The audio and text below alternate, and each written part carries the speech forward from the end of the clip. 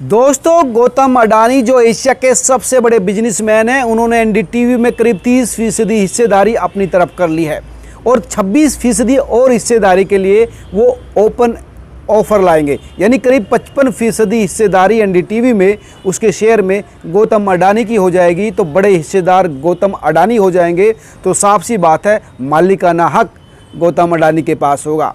वो एनडीटीवी जो सरकार की आलोचना करता था, मोदी सरकार की आलोचना करता था और दूसरे मीडिया हाउसेस को गोदी मीडिया बताता था, अब वो गौतम अडानी के थ्रू फिर से गोदी मीडिया में चला जाएगा। ऐसी आलोचना कई लोग कर रहे थे कि 26% और ख़रीद लेगा तो करीब ये 55% हिस्सेदारी गौतम अडानी की हो जाएगी। गौतम अडानी मोदी सरकार के नज़दीक है, पीएम मोदी के साथ उनके अच्छे संबंध है। ये सारी चीज़ें चल रही थी, लेकिन इस मामले में एक नया पेच आया है।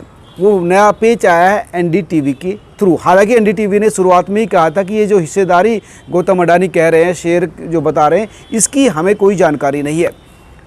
लेकिन क्योंकि ये पूरा मामला लीगल था, दरअसल वीसीपीएल यानी विश्व प्रधान कमर्शियल प्राइवेट लिमिटेड से जो 2008 में बनी थी, उससे ही 2008-9 में प्रणव राय और राधिका राय जो उनकी पत्नी है, उसने करीब 400 करोड़ रुपए लोन के रूप में लिए थे 10 सालों के लिए।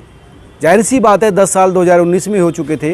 अब उसी हिस्से के जरिए उनको शेयर में बदला गया और करीब 30% शेयर गौतम अडानी के पास चले गए थे। इसके बल पर ही अब गौतम अडानी और 26% लेकर एनडीटीवी के मालिक बनने वाले थे। लेकिन इसमें जो नया पेच आया है, जो एनडीटीवी के प्रमोटर्स की तरफ से आया है, प्रणव राय और राधिका राय की तरफ से, उनका ये कहना है कि सेबी ने हम पर, यानी राधिका राय और प्रणव राय पर 2020 में रोक लगा रखी है किसी भी तरह के शेयर खरीदने और बेचने की। दरअसल नवंबर 2020 में सेबी ने इन पर रोक लगाई थी कि इन्होंने गलत तरीके से एनडीटीवी के शेयरों के जरिए मुनाफा कमाया था, और उसके बाद से इन दोनों पर रोक है कि ये ना शेयर खरीद सकते हैं और ना ही बेच सकते हैं। तो इस आधार पर इन्होंने कहा कि जिन शेयरों के जरिए गौतम अडानी ये कह रहे हैं कि हम ये शेयर लेकर हिस्सेदार बन जाएंगे एनडीटीवी में, क्योंकि वो शेयर तो हम ट्रांसफ़र ही नहीं कर सकते क्योंकि हम पर सेबी ने रोक लगाई हुई है। ये एक नया ट्विस्ट अडानी और एनडीटीवी के डील में आया है। अब ये देखना होगा कि इस ट्विस्ट का जो है रीच है वो कहाँ तक होगी, क्योंकि ये सेबी ने रोक लगा रखी है, 100% है।